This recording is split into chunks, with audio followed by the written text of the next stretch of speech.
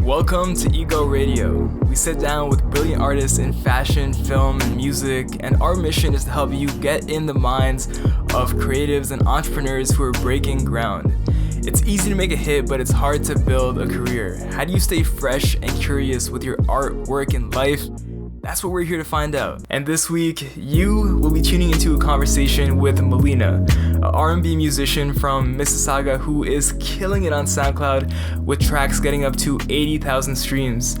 This episode, we talk about her live performance in LA, her process, what it takes to be a good manager, and so much more. My name is Ethan. I'll be one of your hosts this episode. I'm a filmmaker and photographer, and I'm joined by Yasin, very talented photographer in his own right. Let's get into it. So how's it like, I know we were talking earlier, you said you're putting together a new project right now, and I do want to talk about that. But before we get into that, I want to talk about your last EP drop. Oh my goodness. Yeah. What was like, and actually I'm just having thoughts. Before that, I know we've had this conversation a few times where you're like, there were different points in my life where I used to be able to write a certain way and I can't. I can't make that song. Oh anymore. yeah. I can't write that song anymore. Yeah.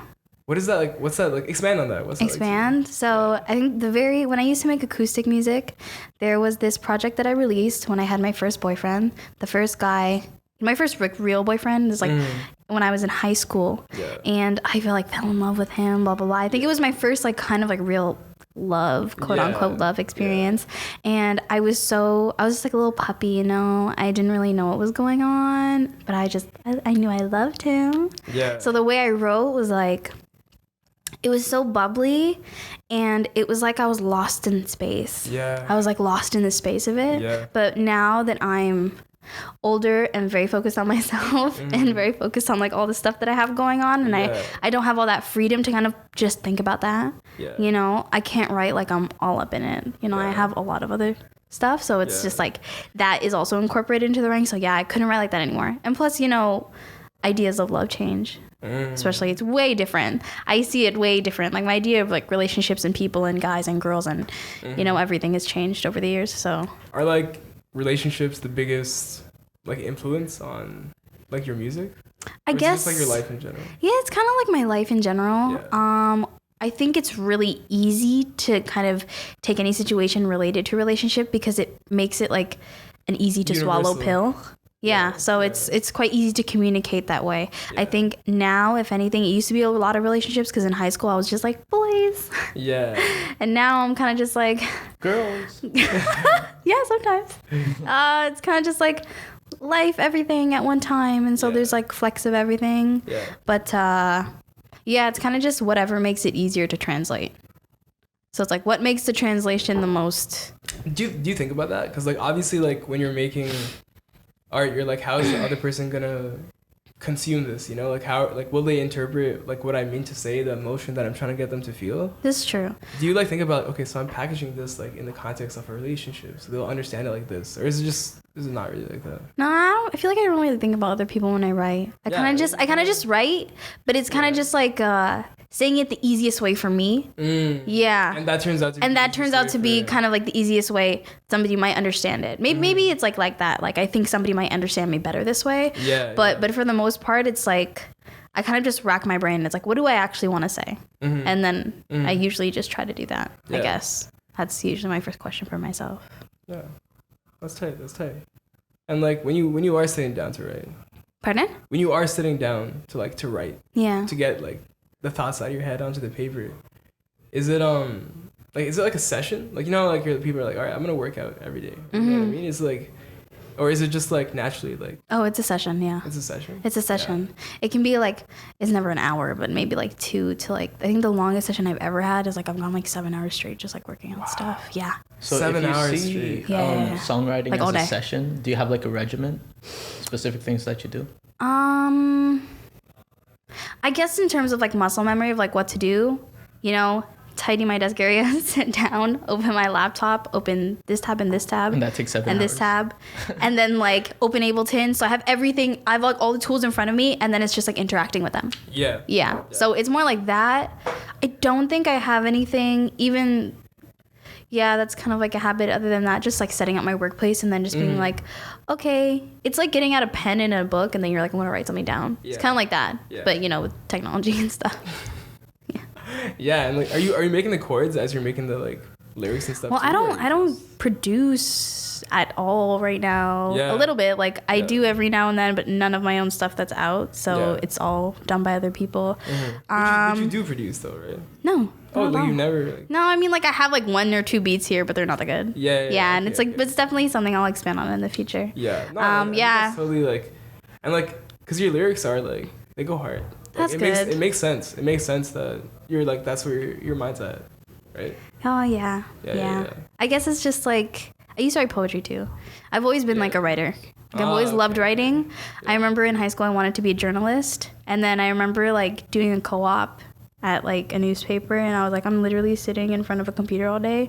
I'm like, y'all really sold this like it was interesting. I know there are journalism jobs that are more interesting. Trust me. I was at my local newspaper, okay? So it's different. Yeah. Obviously. But then I was just like, I don't think I can do this. I don't think I can sit at a computer Jessica all day. Jones, and then you're like, oh shit, this is gonna be sick. And like, I'm just sitting at a desk. I'm just sitting at a desk all day. But I do get to call people and get to interact with people, which is cool. And from a community base, it was interesting. But from there, and then it was a lot of... Like I got into slam poetry. I was like diary keeping, so I have a lot of notebooks. I have notebooks that I just tucked away, so I have a whole slam shelf. Poetry is a funny word. That's like you're doing poetry and you're like slam dunking at the same time. Roses are red. Like, I guess like spoken word. Yeah, so like spoken word. I guess slam poetry is more like a competition. When you body slam people. Yeah, that's when you're like competing and stuff, but mostly just for myself. I was diary keeping, and then it became poetry, and then I was like, and then my mom gave me her old guitar, and then I was like, okay, then I can sing and stuff. My lyrics, and I was like, okay, that works. Yeah, perfect. Wouldn't you like just to go back to your origin story? Like we always like to get into origin story. Like which origin story? Like not the birth one. Yeah, I was like gonna say the song one, the musical one. The musical one. Yeah, it was kind of just that. I actually did write songs in elementary school, like stupid songs, like I remember I used to write stuff. I remember, you know, those Christmas concerts where every class has a song to sing? I wrote a Christmas song for my class to sing. You wrote a Christmas song? Yes. I don't remember. Yeah. I don't even remember it being that good. Like these songs were not that good. But I remember like wanting to write songs. I remember we did like a skit, you know, you did in class skits. So we had a skit where I was writing a song, and then I recorded it in a booth, and I like sang it in front of my whole class, and I felt like a fucking superstar. That's actually pretty cool, because at a young age you were visualizing, and I was like, I'm a star. I feel like everybody was just sitting there like, what the fuck?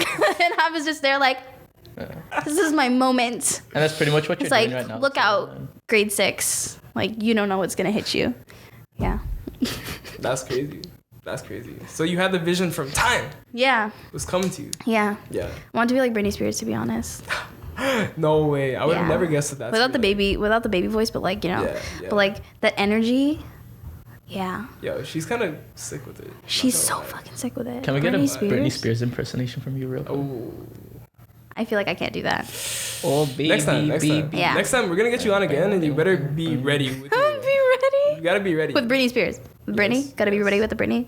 Take this note down. Put it in your calendar. Get ready. I will. In my calendar. Okay. Are you an organized person? I am. For me, like if something's not in my calendar, it's not happening. Like I'm gonna forget. This is it's true. Going in my brain and out of my brain. This is true. This is true. You know what's crazy is I always ask boys in particular. I'm always just like, so are you one of those boys that like just remembers everything? Because I feel like out of all the people I've met, even like creative people, the ones that are usually the ones to keep a calendar are always the females. It doesn't say, I don't mean that like guys don't keep calendars, but it's interesting too that you do. But yeah, I'm kind of organized. Wait, so why do you ask guys if they keep calendars? Calendars? Because I just want to know. I just want to know. I'm just like, so I'm like, did you just remember that we were meeting today? Did you put it in your calendar? And I'm like, because I put it in my calendar. Because most creative people are very busy. Yeah. Like, you know, because sometimes if they're going to school or working. The comparison I like to draw a lot is, it's like, I feel like there's a big similarity between creatives and entrepreneurs. Because if you're a musician or if you're a photographer, like, you know, you're in video, literally anything in the arts, you're like, you know, you're doing anything and everything you can to figure out a way to, because it's some abstract kind of way that you're gonna end up making it, right? So, and there's no like, okay, 9 to 5, I'm done, right? So I don't know. I think there's creating something, and then there's turning that like creative aspect of it into a career, and then being able to like understand a business model and then apply it to your creative process. That makes it a business then. So like there's that entrepreneurial sense of it, and then there's like that person that's just kind of creating it, and that's it. So that's why I think, you know, when you see partnerships, there's always kind of like that artistic side, and then there's like that business side, because there are people that are strong and. Do you see a difference in yourself between like business Mileena and like artist Mileena? Yeah, sometimes I feel like I'm a little better at the business side, but I could be wrong. Really? Yeah, I don't know. I think you're killing it at the artist side. That's good. I don't know. What do you feel like you because like obviously like if you're doing it right, you're not even gonna notice. But like, what do you feel like you're doing from the business side? I guess. Like, how do you? Oh, this is like great. Like just like fucking great question if you're an artist listening to this. Right? True. Like, from the business side, like what are you doing to like? You know, honestly, from even when I immediately started making music, and then the idea of recording it, playing places, writing my own songs, my dad really like beat it into my head. He was like, "You have to brand yourself." He beat it into me. He's like, just beat the he just beat the shit out of me. My dad really beat me, but that's unrelated to my art. He was like, you have to brand yourself. He's like, you're a brand now. He's like, make all your social medias the same. Optimize it. So if somebody he's with the shits. He knows what's going on. Told me. He was like, so when somebody looks you up, you're right there. And I'm like, it makes them easier to find you. And I'm like, okay. And I listened, and then slowly now these are all things that I adopt. Like. And so even in my off times where I'm not really making music, I also really enjoy social media, like a lot. I think there are a lot of like positive things that come with it. And 100%. So I kind of just enjoy it. I enjoy really interacting with people, and especially people that listen to my music in particular. It's like I'm honored by the fact that they're also interacting with me. So I kind of just, I don't know, I have fun. Like, I just have fun and brand myself on Instagram. That's what I do. So like I try to post regular content. So even if it's just pictures with my friends and shit like that, you know, just to like keep people engaged with me. Do you think about it as content, or do you think about it I think about it as content. I call it all the time. Really? I'll ask my friend I'll ask somebody to take a picture of me, and I'm like, gotta make content. I'm like, gotta create content. Only like, in like this day and age where we're like, yo, let's fucking produce our lives into a TV show to share it with the world. Like, let's just create some content. That's all. So whenever I'm like taking pictures of anything, it's kind of like content related, just to keep my social media alive. I think it's so people kind of just know I'm there. And I think I've done well with that. And then you meet people that way too. Oh, 100%. Yeah. Instagram's like LinkedIn for... Yeah, it really is. Oh, and I just updated my LinkedIn. Oh, geez. Yeah, when I look at it, I smile. I'm like, wow, it looks so hireable. In disarray. I need to... Oh my God, Ethan, yours would be so amazing. Yo, I can actually have a fire LinkedIn. LinkedIn. You know, yeah, but make your LinkedIn. That way, if somebody just types in your name, your LinkedIn pops up, and they see all that stuff, they won't even like read your resume. They'll read it, but they'll like star it because they'll know. I feel like you could also be an artist manager. I feel like you know what's happening. Happening. I don't want to toot my own horn too much, but maybe I could. I don't want to say shit, but like I'm the fucking shit. No. I'm being for real though. I feel like sometimes I feel like I can barely manage my own shit. Yeah, but it's like true. I don't know. Sometimes when I think it's not about taking something and like copy and pasting it onto a bunch of different people, because there's never like one answer for something. It's about finding kind of like the right thing for a certain artist. So sometimes when managers get artists, and I've seen it before, and I think they try to apply this kind of this formula of success. So and they think, but that's why I find like a lot of artists flop, because that's not how it works. You know, you have to kind of like groom. You have to groom artists. You have to like train them like dogs, you know? Like petting them, like a dog, you know? Like and then they become like this amazing show dog, you know? You get to love and care for and train it, and you like push it in the right directions, because different dogs are good at different things. You never know, like maybe digging a hole or jumping up and down or being obedient. I don't know. Sure. You know what I'm saying? So it's like, I think a good manager will bring out all your like all the best in you, and then find the opportunities that are well suited to you. Yeah. And to present you to the right platform. So a manager is like a lot more than like business opportunities. A manager is like someone who steps in and like really like helps you grow artistically, grow into the artist you're trying to be beyond. Yeah, because they have to understand your vision. Yeah. They have to understand where it is that you want to be so that they can get you those opportunities to put you there. You know what I'm saying?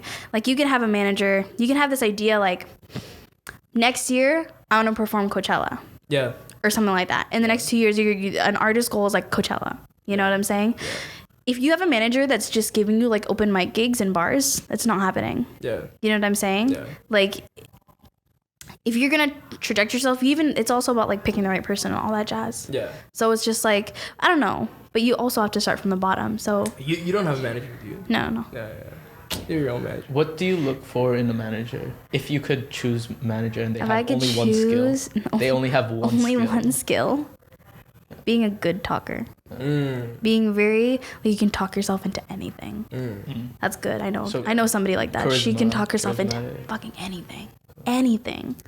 She'll be so underqualified, she'll get it. Yeah. Like, she's, like, so not even qualified, she'll get it. Like, she can talk. Like, that's crazy. That's insane. It's insane. I feel like, honestly, like, it's just belief in yourself. Yeah. Like, if you believe fake it till you make it. You can talk your way into, like, when I, like, know, like, not even, like, on some bullshit, like, belief, or, like, real belief, too, right? If there's belief, it's happening. Like, period. Yeah. Yeah. 100%. This is true. Yeah.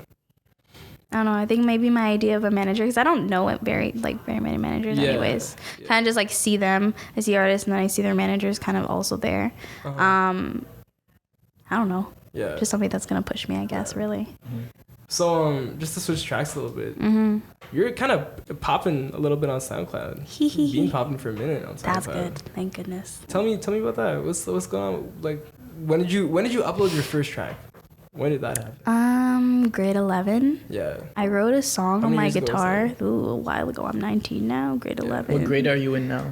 I'm in grade 17. I'm trying to like do the math in my head. Please don't. Don't ask me to do math. The question.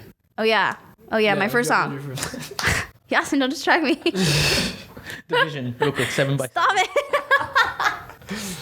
Step in. You didn't even have the answer. You tried. I saw it. You were like, fuck. 7 times 7? 7 by 7. 7 by 7? 7 by 7. What? They bought 7 at 7-Eleven. Shut up. What's the last thing you bought at 7-Eleven? So that's something you bought? Kombucha. But back to the question. Okay. Back to the question. Okay. How long ago did you upload your first song to SoundCloud? Grade 11. I am 2 years out of high school now. Yeah. So that's like 4 years ago. Yeah. And it was a song that I wrote on my guitar in particular about how I was really upset that they wanted to build a mosque in Mississauga and they were getting a lot of backlash from like the community about it. Yeah. And it made me very upset. Yeah. So I wrote a song about it. Damn. Yeah. Yeah. And I just released it and I was like, there you go. Beautiful. I think it only got, I don't even remember how many like plays it got, but it's privated now. It's kind of like sick how it was like activism that got you to like actually like, yeah, it's you know, true. Like everyone's like putting shit up on social media and shit, but you're like, nah, let me make a fucking song. Yeah. I was so upset. I was like mad and I was like, you know what? Why do you think it like actually impacted you? Because I feel like shit's happening all the time around us, right? But like very rarely does something like actually strike a chord. Especially because like you hear about so much fucked up shit so often now. Yeah. Right? That it's like, true. I feel like I'm just numb to it now. Like I'm just like, oh, right? Which is sad. It's sad. Like, it's very sad. Like, oh, like, okay. Okay. Right? Yeah. But like, for you, like, what, like, when is back it, like, then, I guess it was like somewhat close to home in a way. Yeah. Because especially because I'm half Afghan. So when there's a lot of like prejudice that I just know is just straight up, like, it's ignorance. Yeah. Just to be willfully ignorant, I think that strikes a chord in me. Yeah. Especially just towards people. Yeah. Like, just willfully ignorant. Yeah. You're not even gonna like take a moment and really think about what you're saying, like, for real. Yeah. Like, for real. You're gonna get on a podium and say it. You're gonna get on a podium, not think about it, and just say it. Yeah. Like, okay. I think that's a great way to choose president. We're gonna pass politics, actually. Yeah. That's glaze on by it. So yeah.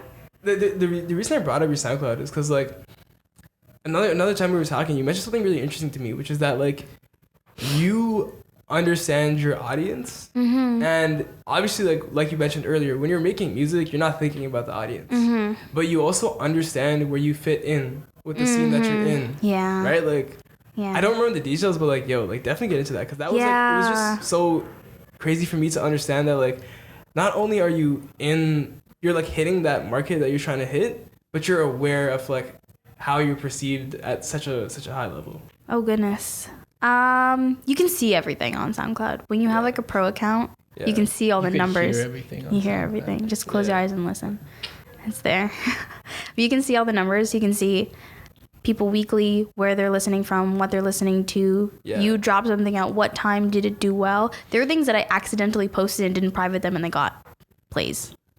They got plays. That it was an accident that I was supposed to private it because it was just like an instrumental for something that I'm using to perform, blah blah blah. Because I was just using SoundCloud as a thing. But yeah, you can see all the numbers. You can see where people are coming from. You can even see on whether it's like iOS, analytics and stuff like that. SoundCloud has that. So there was a point in time where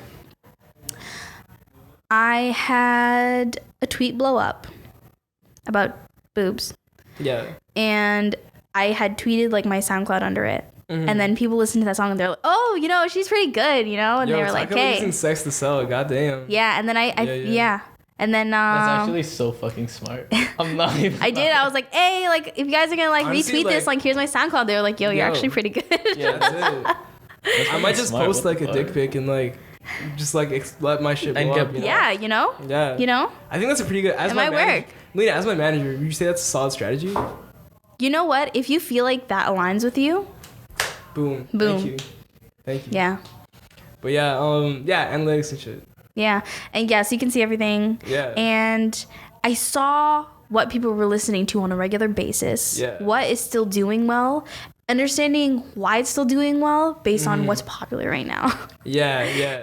So when I listen to myself, I'm like, how well does it align with like pop music? And I was like, okay, I understand why this is doing well as opposed to this. Even though I enjoy making one over the other, so on and so forth, I see why. So I don't know. When I release something, sometimes I don't always know, but like I have like a rough idea of like how well it's gonna do. Really? And then, but sometimes like I've wanted something to do really well, but then it didn't do well, and I was like, oh. Do you feel like that affects the type of music that you choose to make? Yes and no. Yeah. Because I do care. Yeah. But also, I still do whatever the fuck I want. Yeah. So I'm kind of just like. Do you feel like that knowledge affects, or do you feel like you're able to keep that distance? You understand what I'm saying? I feel like if anything, it's good knowledge. Yeah, it's good. I feel like it impacts me in a good way because there are even things that I don't know. There's so many options of where you want your music to go, and so having an understanding of it is okay. It's pretty much just like having it. Okay, how am I gonna go moving forward? Yeah. If you're thinking about it from a creative aspect, like it might be a little negative, it might sway you in a certain way. Yeah. But I think from like a career aspect, from like that direction, like I have a question on the same topic. So you said creative, you said also a business perspective. There are positives. What about from a technical perspective on your songwriting? Do you think that it's helped you improve your songwriting? You know what? I don't know. I never really think about like my songwriting in terms of like if it's gonna do well. Yeah. There's actually an app that measures the metrics of how well your songwriting is. Really? Yeah. It's my phone number, and then after I'll just like let you know. Shit. Download it on the App Store.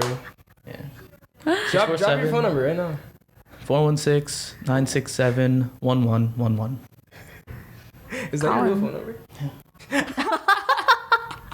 Give me a call. He's pretty. He is pretty. He has good hair. Beautiful face. Yeah.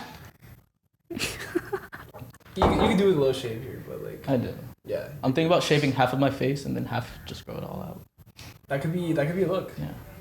That could be a look. Yeah. So I'll post my dick pic.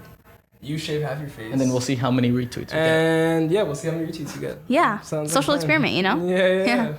But how do you think your songwriting has changed over since the first song that you released and just over the lifespan of you?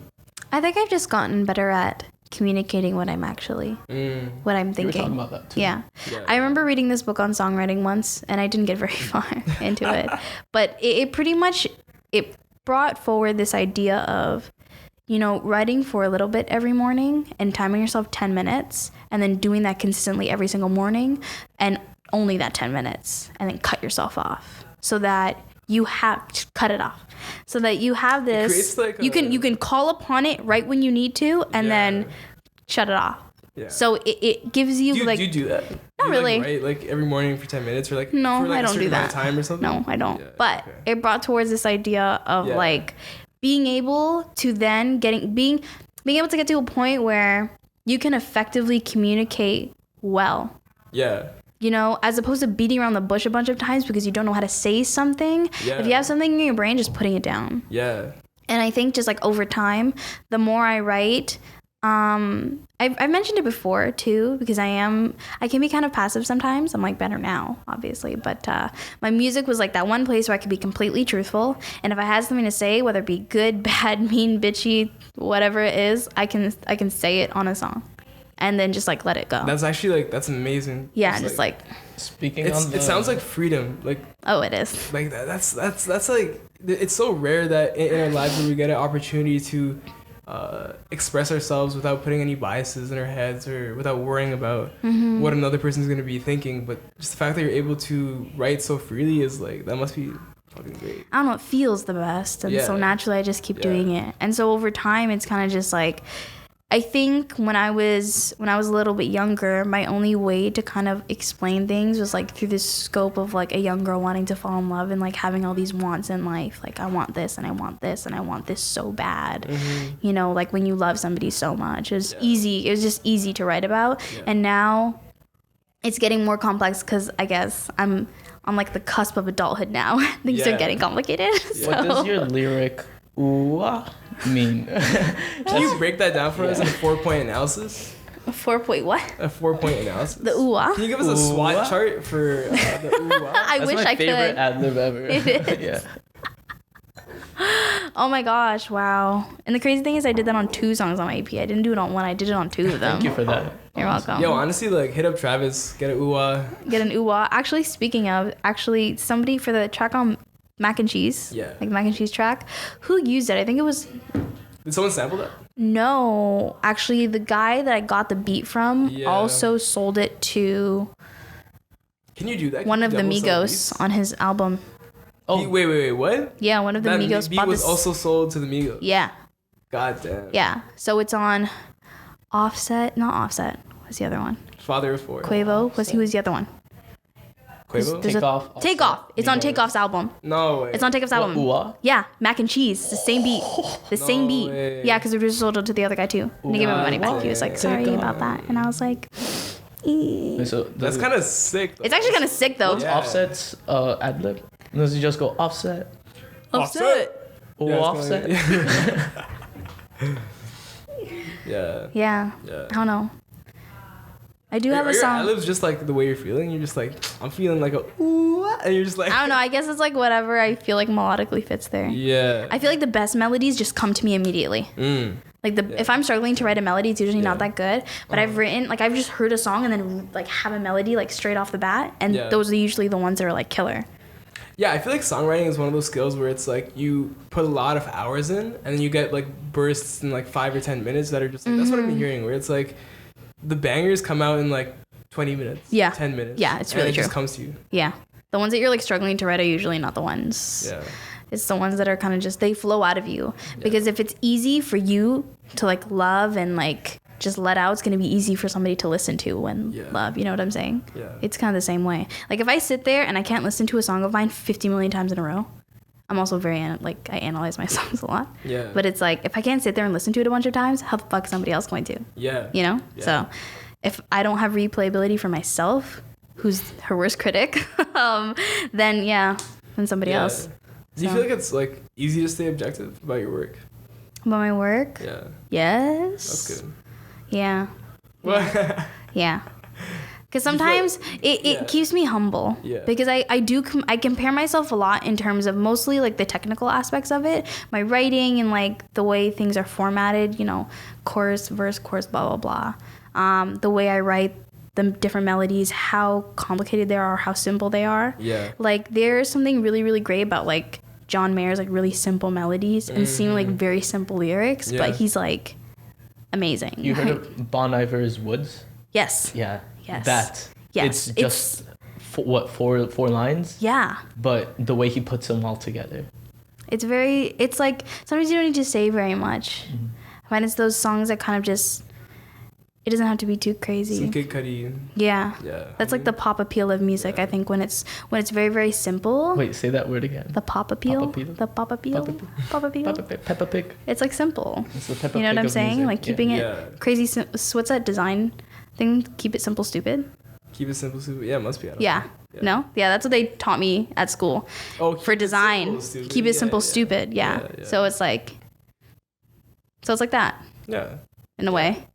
Sometimes, it's kind of like you try to keep your songs minimal, you try to keep the lyrics minimal. Yeah, because I feel like the strongest messages, you don't need to like say a bunch of stuff. Mm-hmm, it's kind of just there. It's potent. Yeah, like "Let It Be" by John Lennon. You know? I haven't heard it though. Shut up. No, straight up, I haven't. You're I'm so gullible. You can't do that to me. No, I'm being serious, Mileena. Look in my eyes. Look deep into my eyes. Oh, what do you think? This is intense. I don't believe you, but anyways. Oh shit! I know the song. Yeah. Guys. Ethan. Anyways. We'll play it anyways. Yeah. It's like iconic. It's like they both have to know this one. Anyways. Have heard it. You probably have. You probably have. Anyway, the Beatles, John Lennon. So it's just very simple. It's like the lyrics and the chords. Lennon. Oh, I thought you were talking about John Legend. No, Lennon. He was my like background for a while. He's very you're half Indian, half Lennon? I'm half Indian, half Lennon, yes. Yeah. Sorry, did you say lemon? Lennon. Oh. Oh shit, I'm laughing at my own joke. Lennon. Yasin's dying in that thing. His jokes are funny. Oh. Yeah. You are honestly, like, if photography doesn't work out, comedian. Dude, I did stand-ups in 1700s. Anyways, what were we talking about before? John Legend, minimal music. John Lennon, minimal music. I remember too when I was songwriting and I was dating a rapper when I was like 16. And it was my first boyfriend, same thing. Yeah, and I remember he said to me, he was like, I appreciate your songwriting because, you know, as a rapper, I have to say something and like, there's a lot you can say when you have a verse, like when you have a point of time to like rap something. Yeah. And so he's like, I have to kind of talk about the same thing 50 million ways. And so he was like, I appreciate how you can kind of just like say it in 4 lines and like, that's it, you know? And I'm like, yeah. Yeah, so I think about it. Even like really good simple songwriters like Daniel Caesar. Yeah. Yeah. Like Through Drought and Famine, Natural Disaster. Like who says that? But it's very. Yeah. But it's about the same thing. It's about the same thing. Can you sing that line? Because I want to hear your voice in. Oh my god. Do you actually? Yeah. Can I do the background? Pew, pew, pew, pew, pew, pew, pew. Got it. Okay.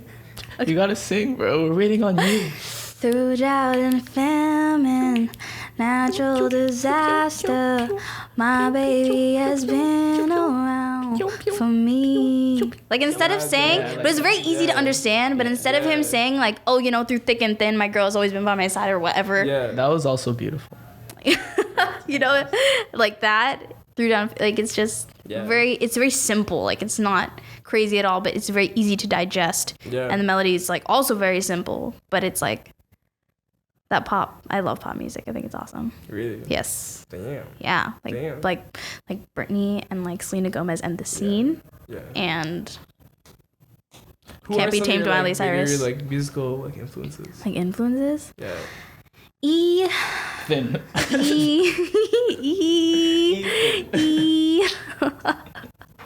Like Kali Uchis. Yeah. Not Isolation. Is it called Por Vida? Por Vida. What did you think of Drunken Babble? I haven't listened to it. You know what? No, that's her that's like her little beep tape, right? That's her really. It's very cute. It's like a lot of the samples. Is it on SoundCloud? YouTube. I think SoundCloud. Because Daniel plays it. Daniel has played it for me, but like I've never. I'll say this: all of my favorite songs from Caliuches, most of them came from Junk and Babble. Really? Oh, I'm excited. Yeah. Okay, I know it's there, but I forget. Put out before. Yeah, before. Yeah. So far, her songwriting is like crazy. Yeah. Like, you ever listen to I Know What I Want? Who's Caliuches? Yeah. Anyway, she's just crazy. Her songwriting is insane. Yeah, like the way she says things also her about story is also very interesting. I was watching some interviews with her, and she's like she's very like it's not like it wasn't like a come up where it's like like you know like how like most like how like you're coming up right now. Like, not that there's anything wrong with, you can come up a million different ways. Yeah. Right? Her come up was very interesting because there was no like, okay, I did a few small shows here and there. It's just like I dropped some shit online and people fucked with it, and then I was up. Yeah. Kind of crazy. Even more, what I love about her come up is her Junk and Babble. We'll go back to, because that was where she pretty much started her first few songs. The story behind behind most of those songs, she got kicked out of her house while she was still in high school. I heard, and she was sleeping in her car under blankets, sleeping in like parking lots. Yeah, and she was making the mixtapes on a laptop in the back of her car. Yeah. Holy shit. And that's what junk like I think most of Junk and Babble was.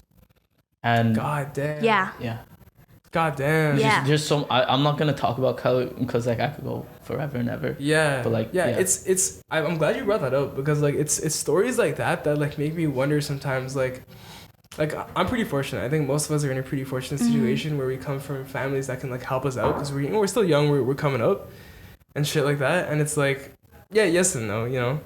And it's like hearing stories like that where it's like your back's against the wall, you know what I mean? Like it's this or nothing, right? You know what it is? It's like all or nothing. Tunnel vision. Also a song by Caliuches. Tunnel vision.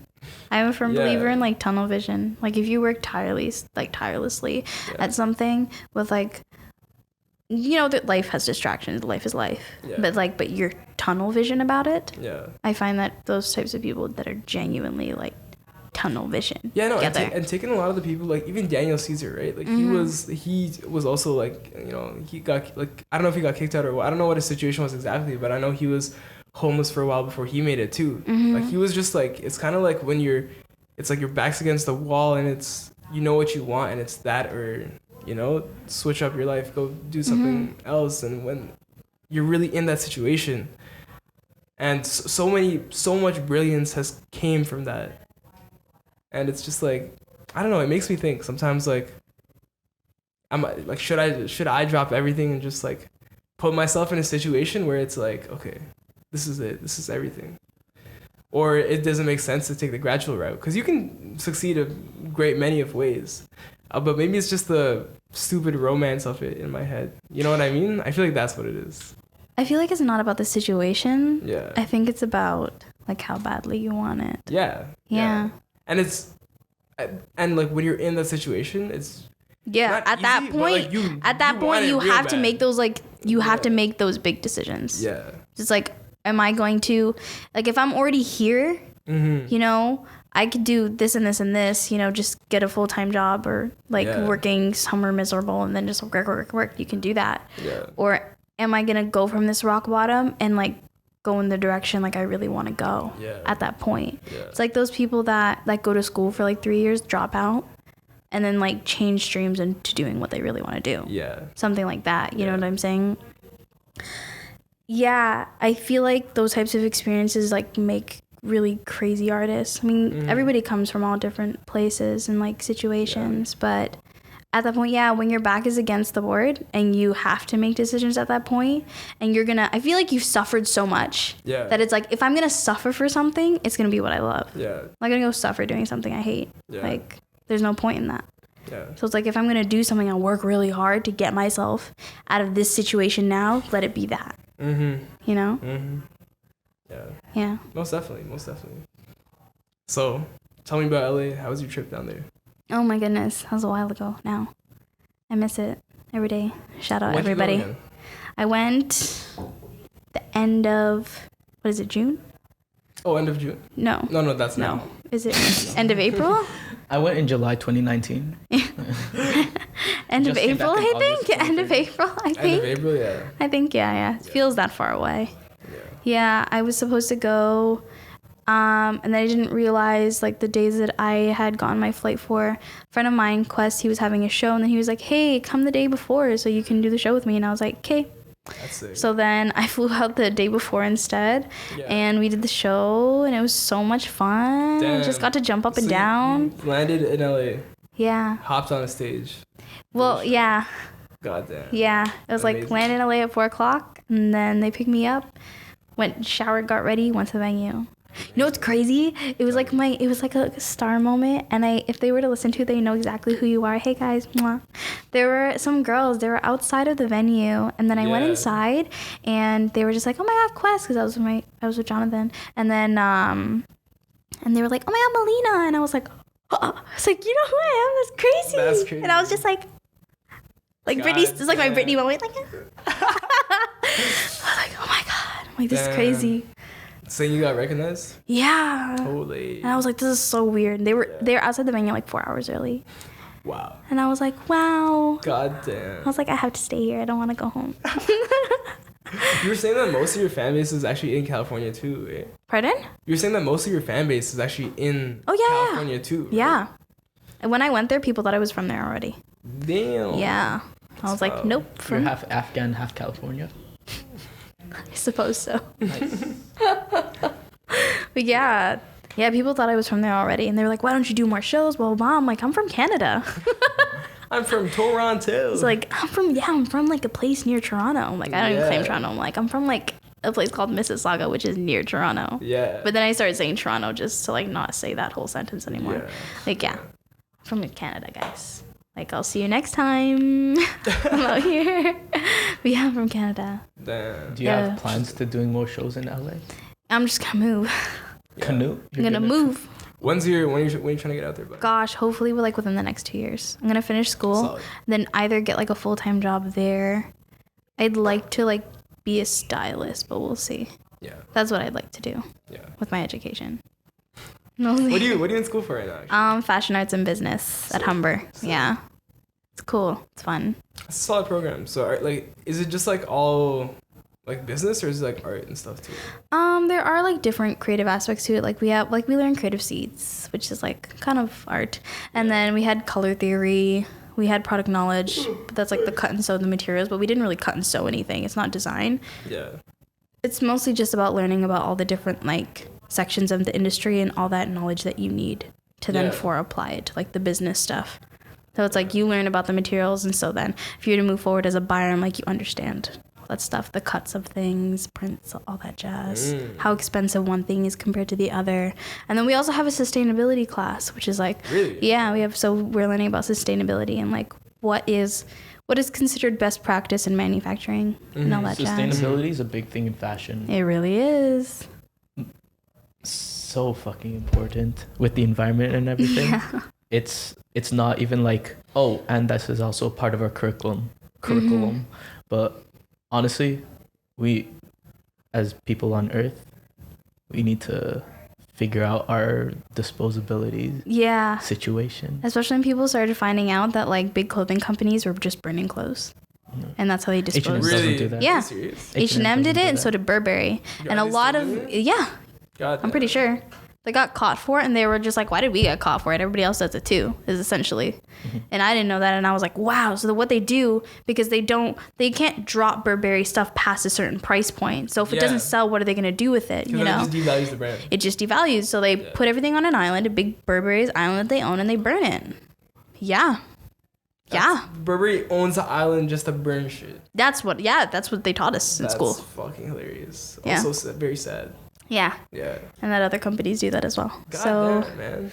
And think about all the stuff they manufacture. Yeah. You know? So it's like, big island. That's like the definition of wasting resources. Right? Like literally you're producing something and then burning it. Yeah. What? Yeah. That's crazy. Yeah. That's your next album, you should make it into Burberry vinyl. Island. It's just a flame. You want Mileena vinyl? You should make an entire vinyl, print 5,000 copies, and then smash all of them. Oh yeah, in one of those like rooms. This is a process the baseball bat for you, Burberry. Yeah. Yeah, Burberry's kind of sick though. I fuck with them. Yeah, they are kind of sick. While we're on fashion though, and since you go to school in design, not design or business. fashion design and business and styling in LA.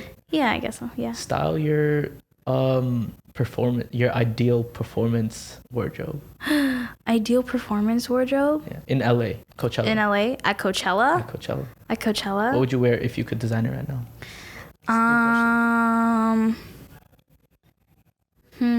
This is hard.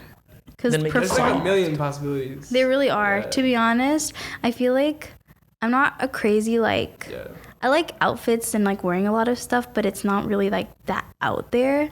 So it would probably be something really simple. Like knowing me, honestly, if I was like doing Coachella, I'd probably wear like low-rise jeans with like a G-string and a crop top and like have my hair just in the bob and have like my makeup done and then just like have my nails done and then just have like my Skechers on. Yeah. This puts a big smile on my face because the first time I asked you this question when we first met, you said, I'm going to wear a dress and have butterflies flying around my dress. Oh, yeah, you did ask me that. Yeah. That's not really I like how it switched up. Yeah, no, probably just going to be chilling, to be honest. Feeling more casual now? Yeah. Just chilling, just being myself, you know? Yeah, that's my Coachella outfit. Just baggy jeans because I love baggy jeans and a G-string because I'm still hot. And the crop top so I can stick my belly out. What color is the G-string? The G-string, probably like black. Black? Not hot pink? No. Classic. You mean classic? Yeah. Yeah, and then like blue baggy jeans, maybe Air Force Ones, but I've never had Air Force Ones before, so I don't know. I feel like it'd just be nice in my brain. Yeah. And then just like maybe like a cool belt, like a shiny one.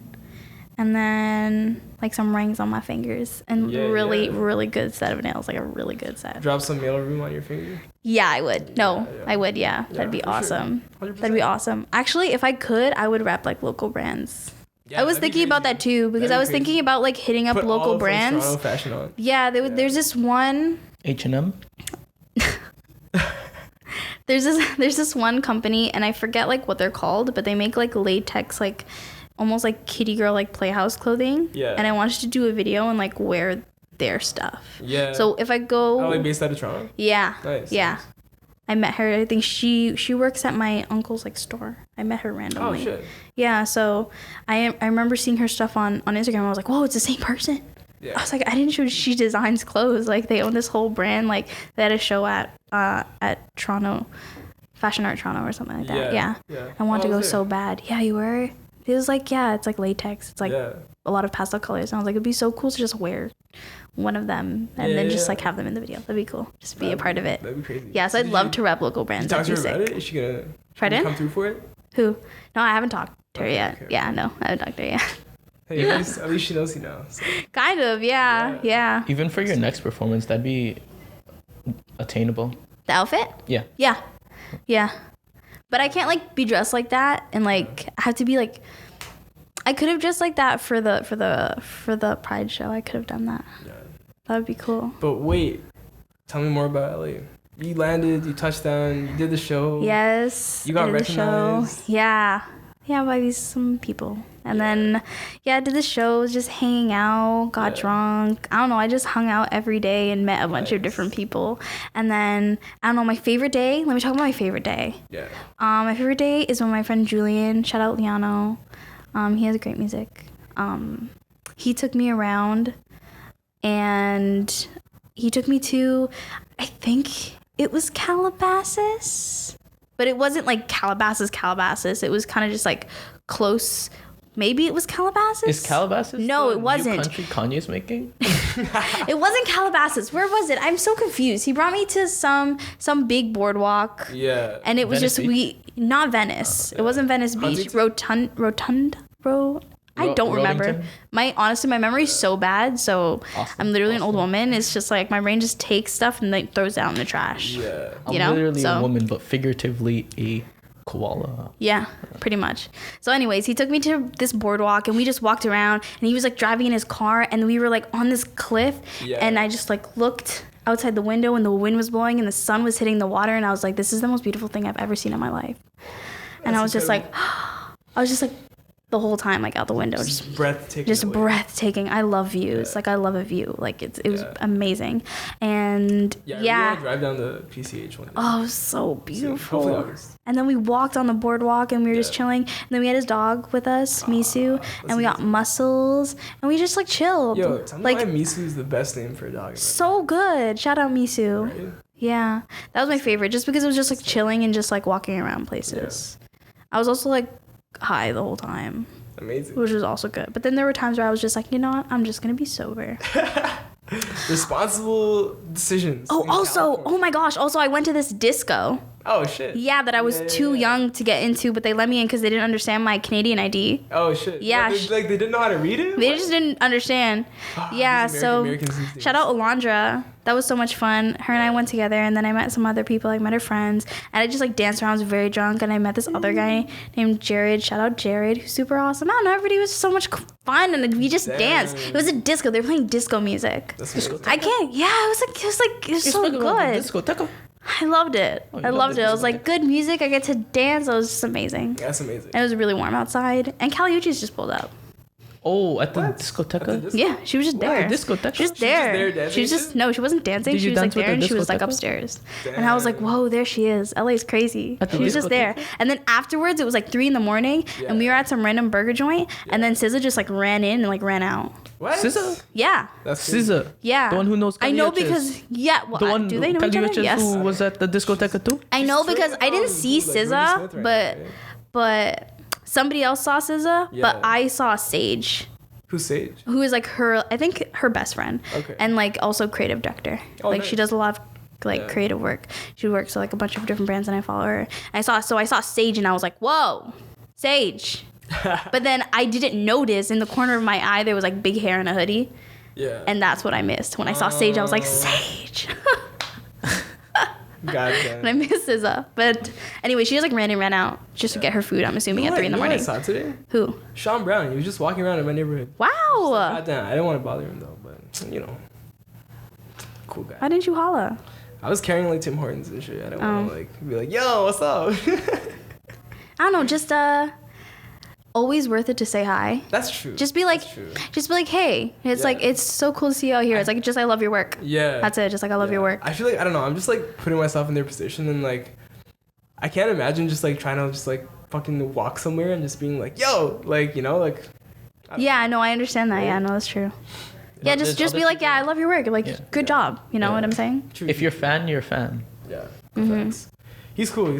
I'm excited to see like what he does as he evolves, because like he started out in fashion, went into photo, and now what's next? I don't know. Yeah. Honestly, the possibilities are endless. Why limit yourself? Yeah. Do you feel like you're gonna be in music forever? Maybe. I really like dancing. True. Yeah, you do. We haven't even gotten into your love of salsa. Oh my god. Oh my lord. My love of salsa and bachata. Yeah. Mostly bachata. My salsa is okay. Yeah. That's a great word, bachata. Bachata. Yeah. Gosh. It's like everything. Yeah. Does it come from your Filipino side? It comes from... Your soul? No, not really. I guess not. So did you learn bachata growing up, or was it like, yo, I'm just going to do bachata? I met this guy, and he was like, let's go on a date. And I was like, okay. So then he took me to dance. And I was like, holy shit, is this like Step Up? Is this really happening? Is this like really happening? Wait, was the guy Filipino? No. Okay, because I had the similar situation, and the group of friends were Filipino. And that was my exact same thought. Tell me why every dance crew I meet is Filipino. Because we're sick with it, that's why. Every dance crew I meet is Filipino. Like, always. We don't have any other industry. The Jabberwockies, to be honest. It was the Jabberwockies. Yeah. They started it, and everybody just followed. But yeah, he took me, and I was like, this is Step Up in real life. And I was like, I didn't know people actually just like came home from work, like got ready, put their dance shoes on, and went dancing for 3 hours till the morning. You know what I'm saying? People just dance all night. And then I didn't even really know, but I had a rhythm, so I picked it up rather quickly, the bachata, because kind of just like back and forth. I just couldn't do anything crazy. But yeah, and then I remember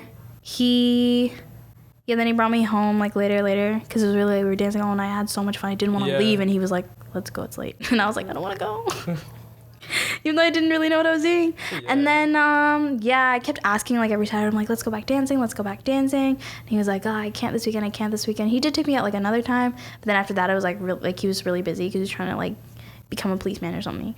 And then, so he was just busy. And I was like, you know what? I like it so much, I have to go by myself. Yeah. So then I just found somewhere to go in Mississauga that was close to home as opposed to going all the way downtown. Yeah. And, now I dance every Monday. Damn. In Mississauga. So, yeah. Goddamn. That's it. I haven't stopped since. So you literally dance every Sunday? Every Monday. That's every Monday night, yeah. Fucking beautiful. Do you see yourself leveling up to become a bachata teacher? I would. I would travel and teach. Compete, don't you? I would. I wouldn't compete. Oh, okay. I don't like competing bachata. You're in it for the art, not You're in it for the love of it. Yeah.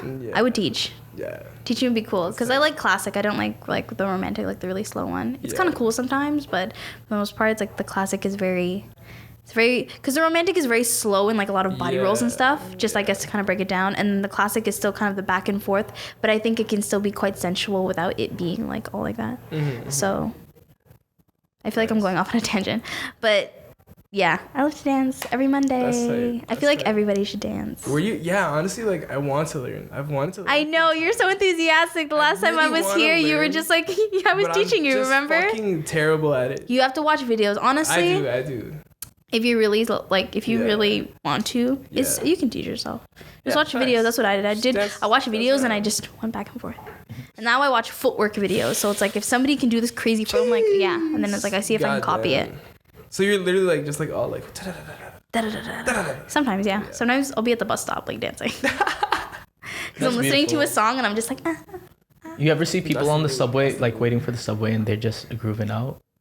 Like to their own. Sometimes, yeah. I love that. I love seeing that. There are people and they're just like. Yes. And I'm like, that's the best. Cause like I feel like I hate taking the subway because I walked on it and everyone's just like mad. You're just like, you know what I mean? I'm just like I see someone grooving out. I'm like, yes, thank you. Let's bring this energy up. I try to just smile at everyone. I'm not sure what happened. I think the SD card ran out of space. That's all the audio that we have for this episode. Either ways, thank you, Mileena, for coming through, sharing your knowledge. Thank you, Yasin, for being a great co-host. And we'll see you on the next episode.